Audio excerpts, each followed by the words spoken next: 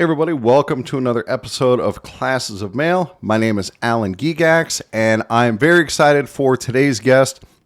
I'm here with Rob Kosier. Go ahead and say hi, Rob. Hello, everybody. All right, that is a good start.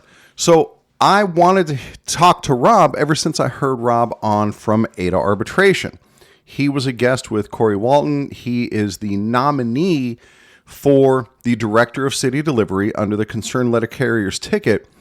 And I really liked what I heard out of Rob because I was hearing things that I have been railing on for quite a while on Classes of Mail.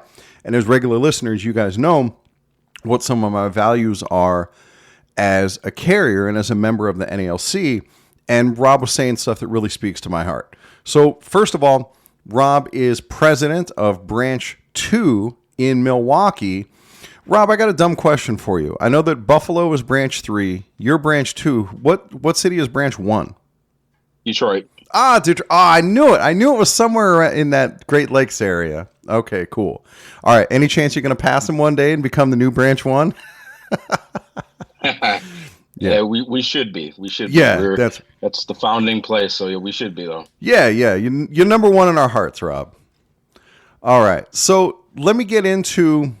right into what it is that I like about you as a candidate.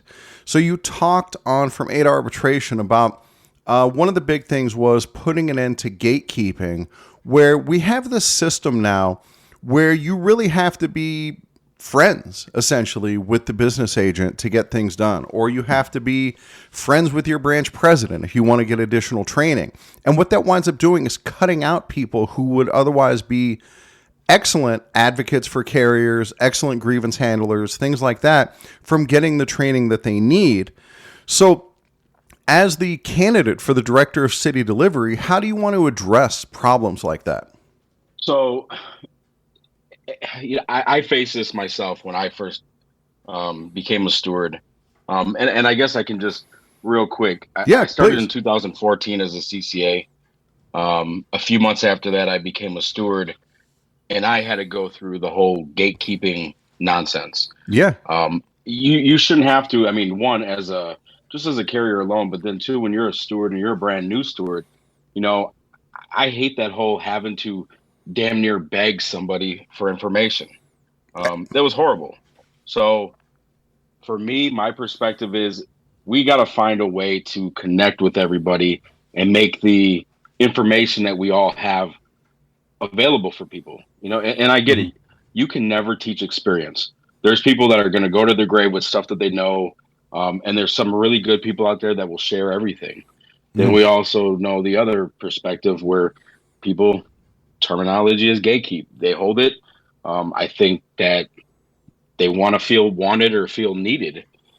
So what I'm looking forward to is, I would want to bounce some ideas off a lot of people just to see their perspective of what they think we could do as a whole union. I have ideas, but maybe my ideas aren't that good. So I'm willing to listen to people and try to figure out how we can get people feeling the juice of the NALC again. Yes, the whole idea, this whole perspective of I want to hear what other people have to say. I want to bring other people in.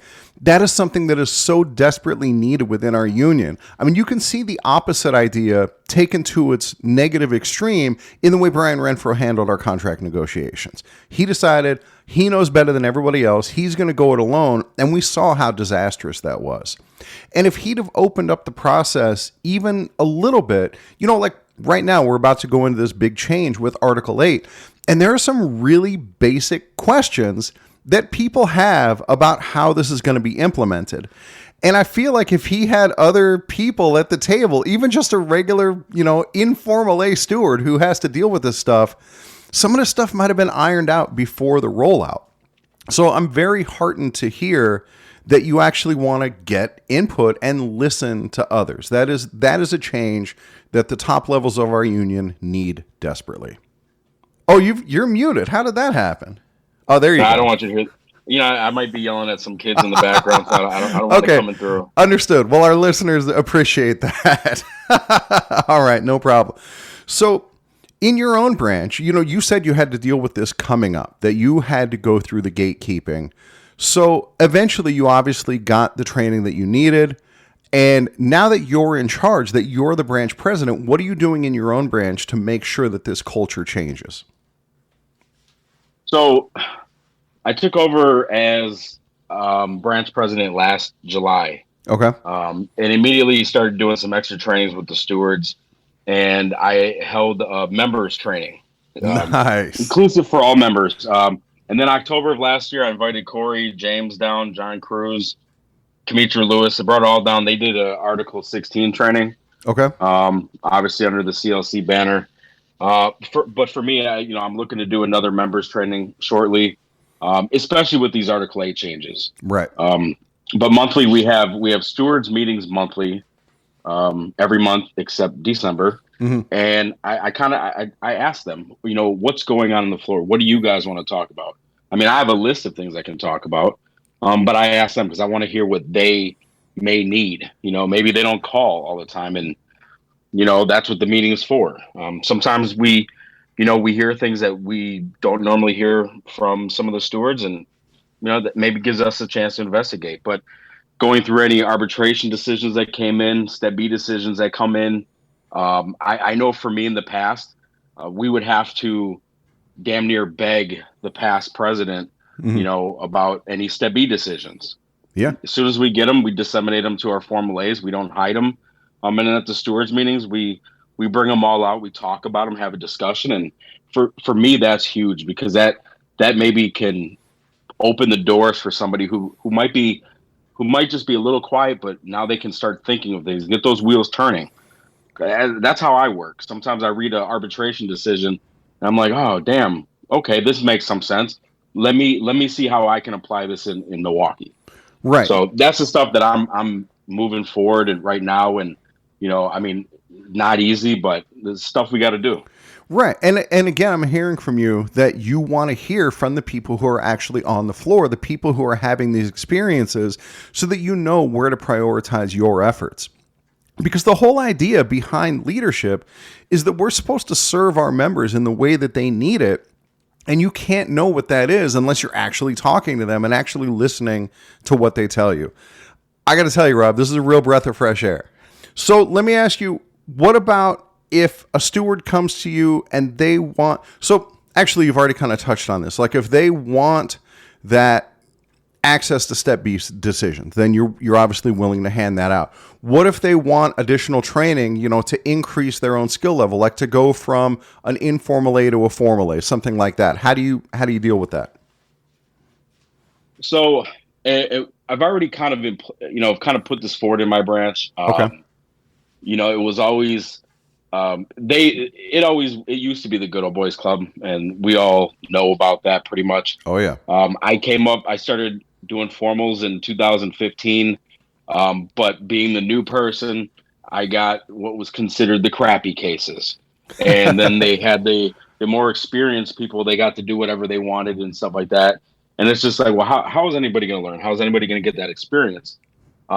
So me and my vice president, we talked about it, and we were like, no, I mean, I would love for everybody to be able to handle Formal A's in my branch. Right. Not saying that they got to do it all the time, but we want to give those people experience. We got a bunch of new stewards right now.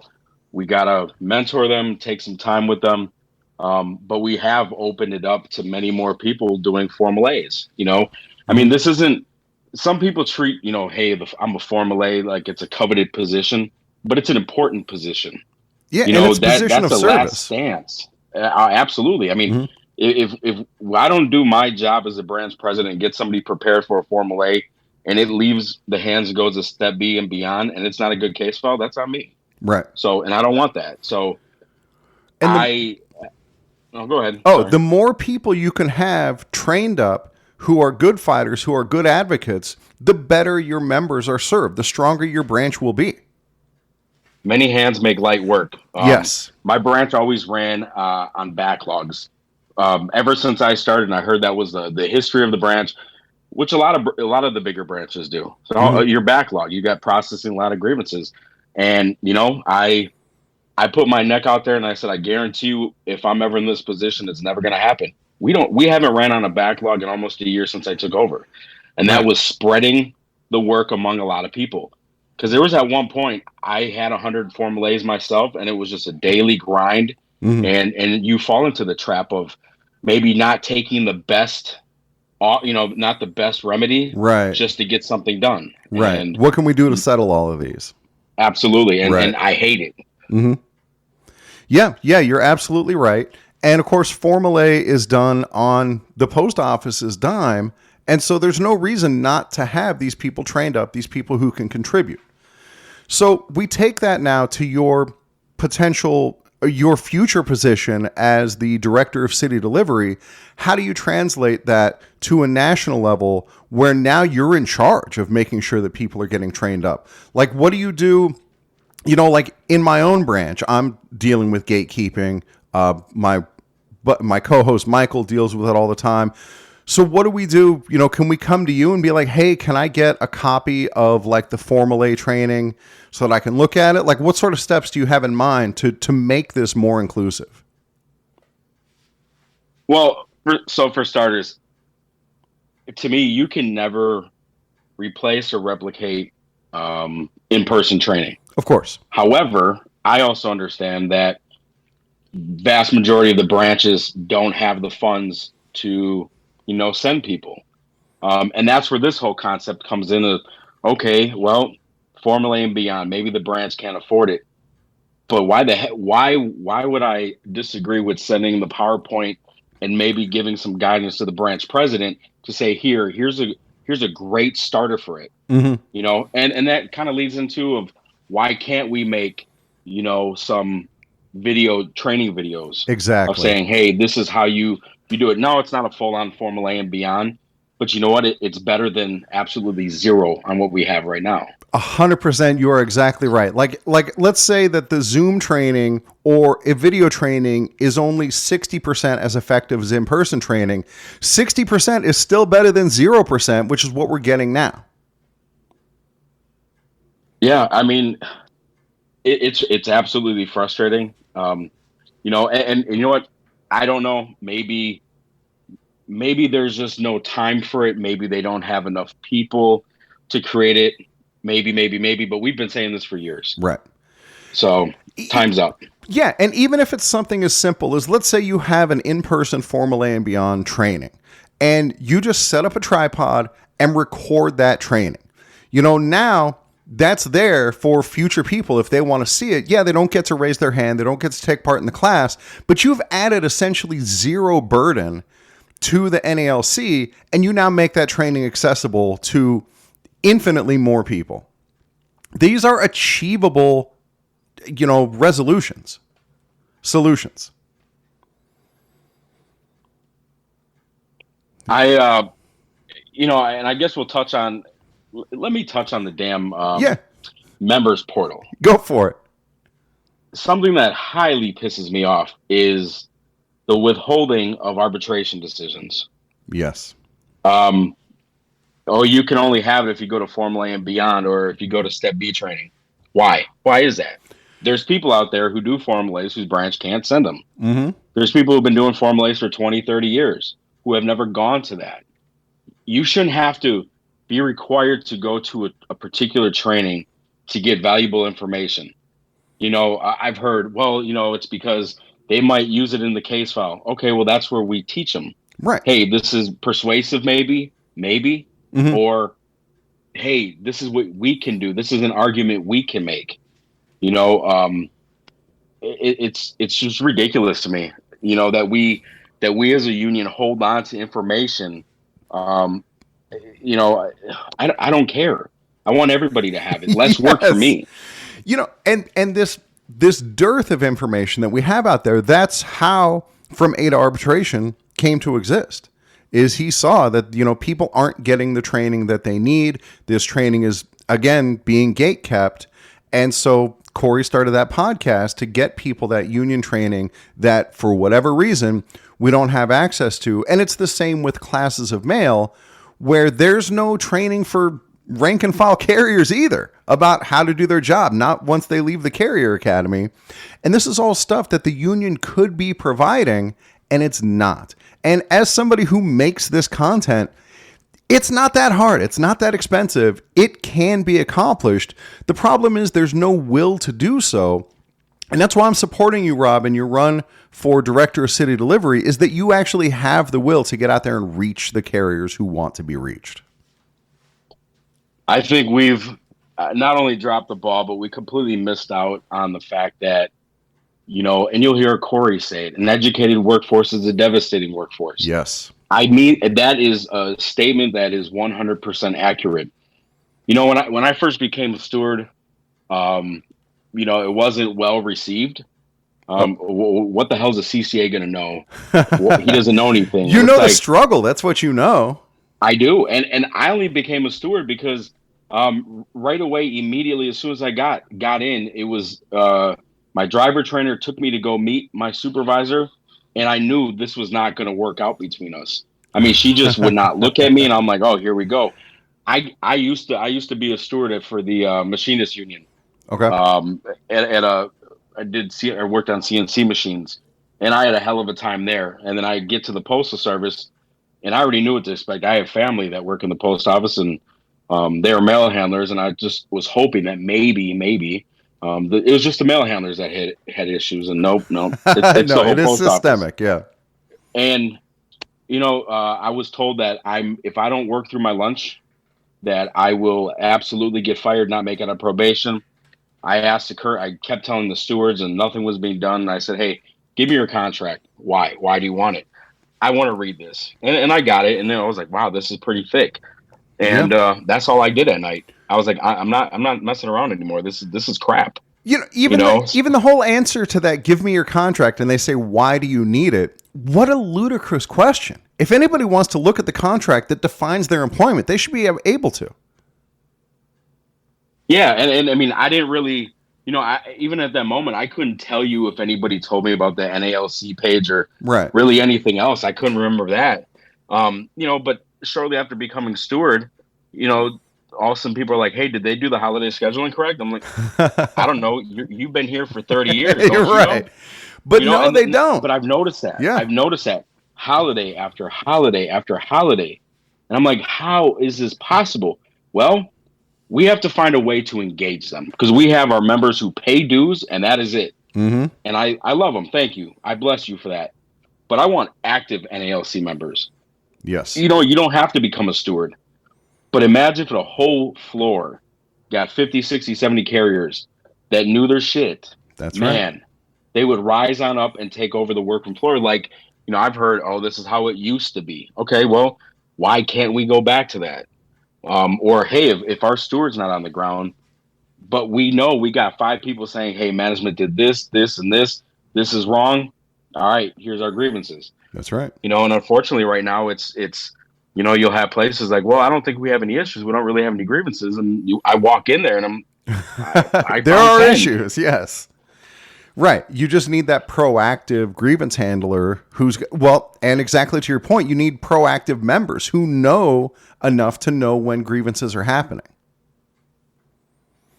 Yeah, it was when the CLC came in last October, we only had 2 stewards show up. It was on a Sunday, but we had 65 members.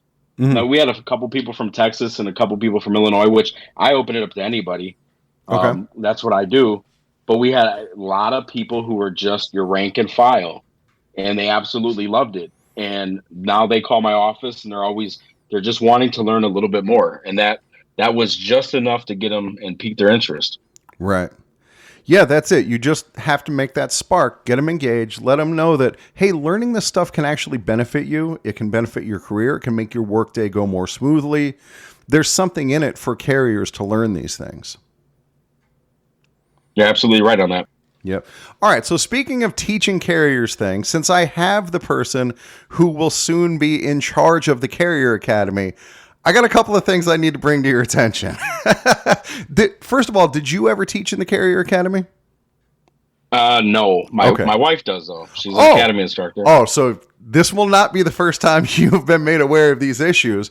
But this, to me, these are symbolic of the apathy that both management and the union have to keeping our carriers trained up. Like the slides that I used, the slides that your wife uses are so grossly out of date. I mean, not only do they still have the old brick scanners on them, but they also still have MSPs. And we haven't used MSPs in forever. And it's just one example of so many things in that academy that it's just an afterthought. And this is the footing on which we are putting our new carriers. And it really feels like from the top to the bottom, the ball is being dropped on setting people up for success.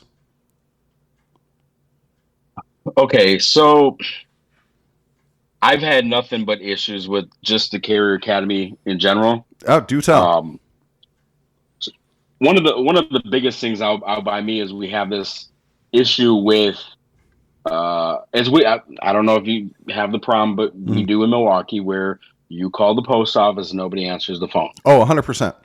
All right, so the new people are required to call their office to find out when they start, and they Right. refuse to take their calls, and they just treat them like absolute crap. So that's problem number one. The other thing is I didn't go through the Carrier Academy as it is today. Yeah. Right. I had heard that we used to have one prior to when I started that was similar to how it is now. I had 2 days of orientation, and then I had 3 days up in a hot office just listening to people talk. So I didn't get to go through this. The concept is great. I like the concept of it. Yeah. And it's necessary. Absolutely. But I can't understand and fathom why we don't have updated PowerPoints, and I absolutely cannot stand. And I'll take it on the chin because I've told my Carrier Academy instructors this. I cannot stand when you read the PowerPoint Yes. word for word. Oh, dude. There has been people sleeping Yes. in the classes. And yeah. Yeah. I hope. Well, I'm gonna say this, but I hope the guy actually doesn't listen. People have complained about one of our instructors because they're like, he's boring and he's monotone. Right. I'm sorry, but I would kind of want to revamp the whole thing, and maybe my ideas are a little bit crazy. Okay. But you just have to roll with me on this. I'm listening. So I'm excited to hear. I think the whole training material has to change a little bit. We have to find we have to find a way to engage them. And one of the things for me is we could have a carrier who's been a carrier for 30 years.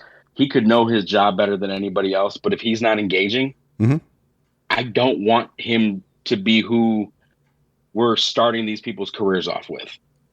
You know, Absolutely. if you put somebody to sleep, it doesn't work. I actually told them I was asked to be an academy instructor.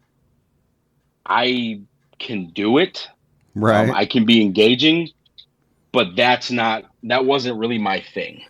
Because sometimes I'm just a little bit too opinionated for that. But I think the crazy thing that, and I've mentioned this before in LDDC in Milwaukee, and they thought I was crazy. I think we should send them off for 3 days of on-the-job training, and then bring them for the actual academy portion. Then they can at least correlate what the hell we're talking about. I will tell you, because Rob, you're just feeding them all this information, and it's like, yeah, this, I don't know what you mean by this. I don't know what A and K is, and all this and all that. Yep, that's exactly right. So, as a longtime instructor myself, I would every once in a while get people in who had already spent a little bit of time at the post office, even if it was just a day or two, that they were like running parcels or something before they got sent to the academy, and they picked up the material so much better because they had that context.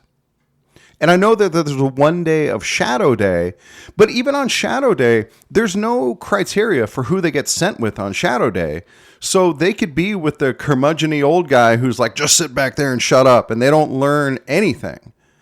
And yeah, that's such a great example, because having that context when they come in makes the learning so much easier. And Rob, I think you are exactly right about that. That would be an enormous improvement.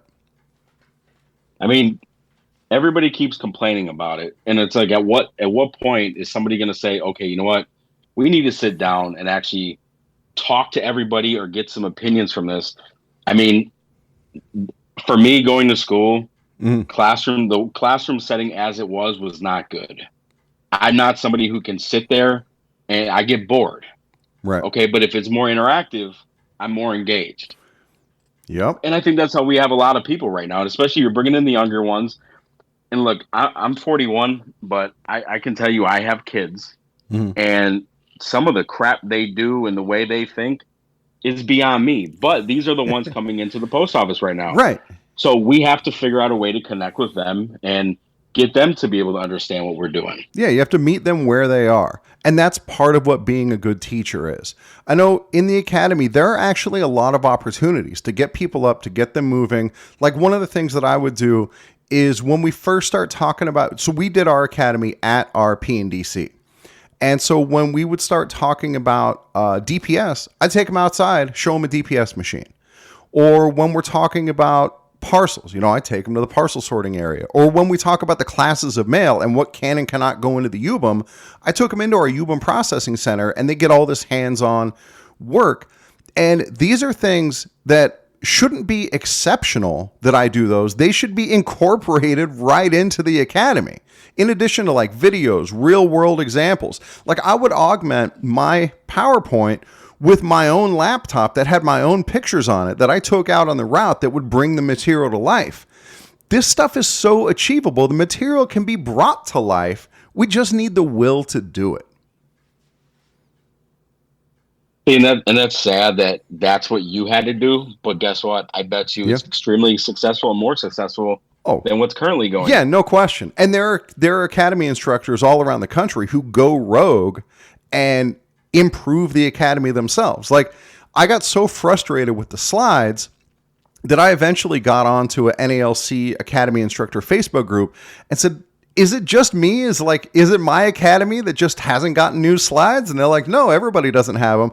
And then somebody actually made their own updates to the PowerPoint and emailed that to me so that I could start using a more up-to-date PowerPoint.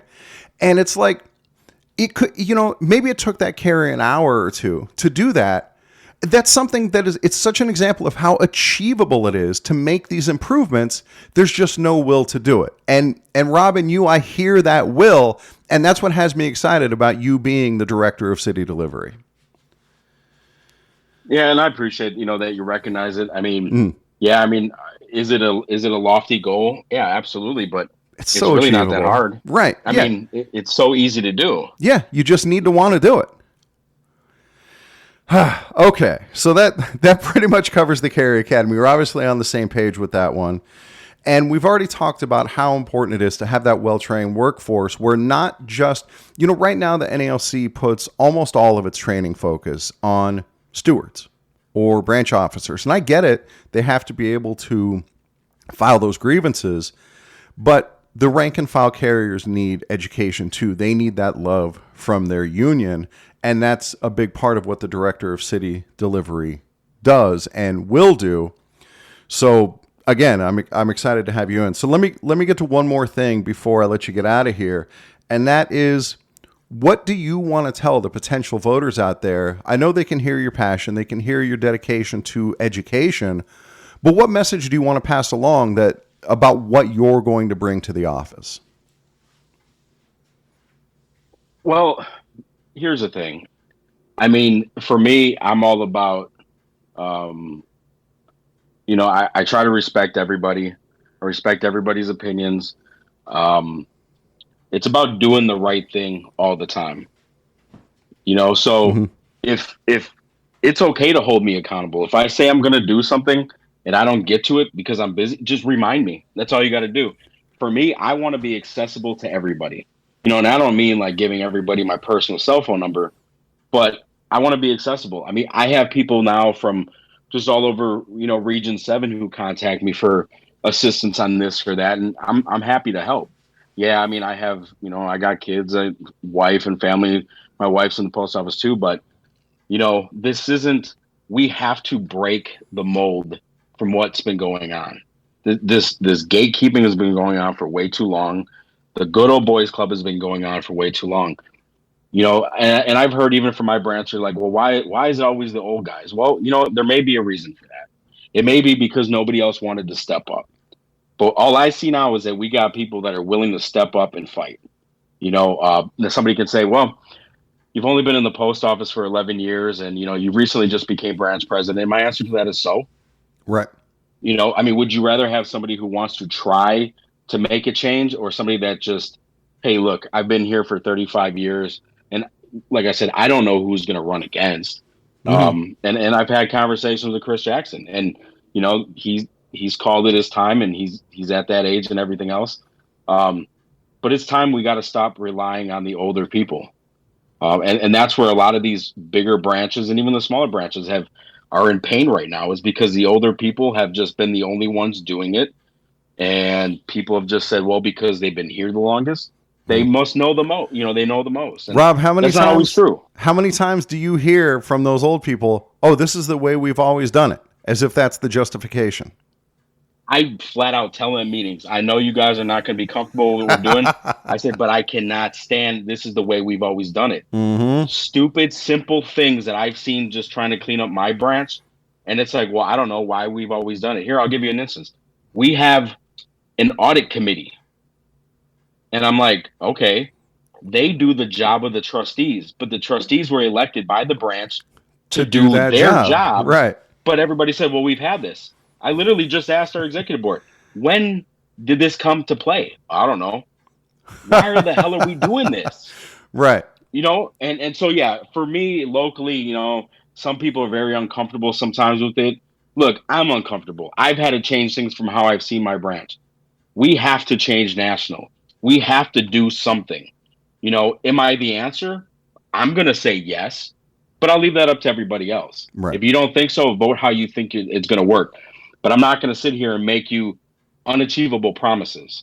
The things that we were talking about today, those are easy fixes. Exactly. And you know what? I wouldn't be shocked next year if something like that rolled out. Trust me, they listen to all these podcasts anyway. Oh, yeah. And you know what? I hope they do it. Right. I hope so, because our members need this training. Our stewards need it, but our members need it. We have a lot more rank and file than we do stewards and officers.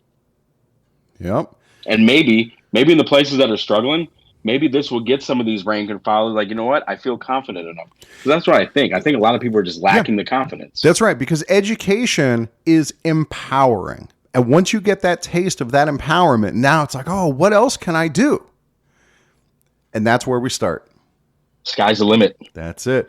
Rob, thank you so much for coming on. Guys, this was Rob Kosier, president of Branch 2 in Milwaukee, candidate for the Concerned Letter Carriers for the Director of City Delivery. Rob, thanks again for agreeing to come on, man. It has been heartwarming to talk to you. Oh, absolutely. My pleasure. I mean, I'm down anytime you want to have a conversation. Awesome. I'm good. Yeah, pretty much guaranteed I'm going to have you on again. So, all right. Not a problem. Cool. Thank you guys for listening. And I will catch you all next time.